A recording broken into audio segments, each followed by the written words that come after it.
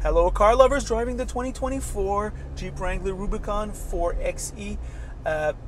This is a vehicle that I've tried many times over the years with Ross, and also in my family there was some Jeeps, so I have a good idea, but first an overview. The base Wrangler 4xe PHEV is a plug-in hybrid that comes in 6 models. Base model, the S, starts at $55,962. The top of the line Rubicon X goes for $87,705. The regular Rubicon goes for $78,210 and is our tester. Beefed up for off-road duties. You get True Lock full-time 4x4 system. This works only in 4-wheel drive low mode, and you have to be driving less than 16 kilometers per hour. This allows you to lock the front wheels and lock the rear wheels to help you get out when you're stuck. You also get sill rails. Our tester gets a cheeky wrench. I had one of these for my ATV many years ago, and it got me out of the mud on more than one occasion. For those of you new to the world of EVs, a plug-in hybrid consists of an electric motor that can run for up to 35 kilometers on battery-only power.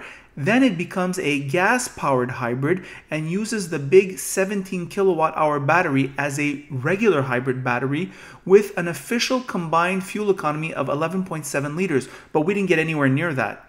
The gas engine is a 2-liter turbo. The transmission is an 8-speed automatic. Everything is modular, so you can get the roof-off summer look with this Wrangler. This Jeep comes in firecracker red. I fell in love with the looks of this vehicle. Best looking Jeep I've ever tested.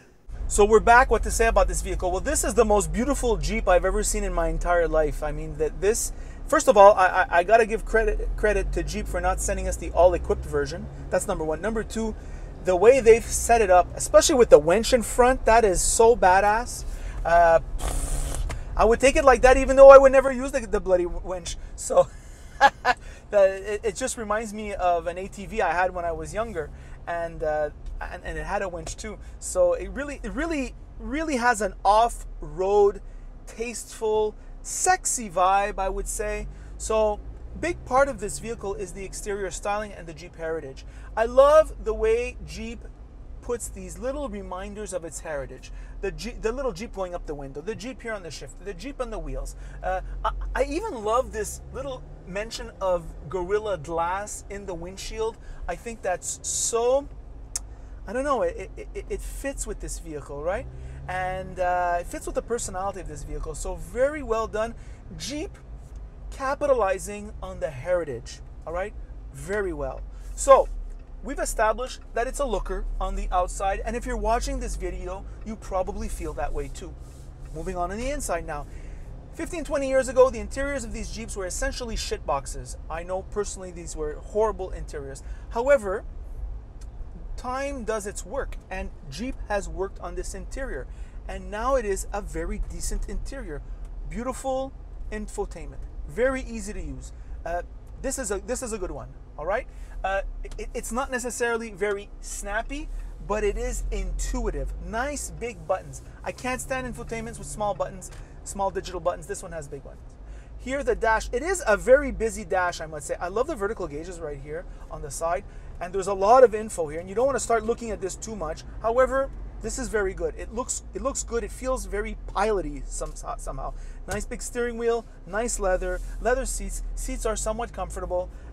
Here we have a decent door design. All this is modular, right? That can be removed, and that's very good. Nice layout here for the climate control. I think it's very intuitive.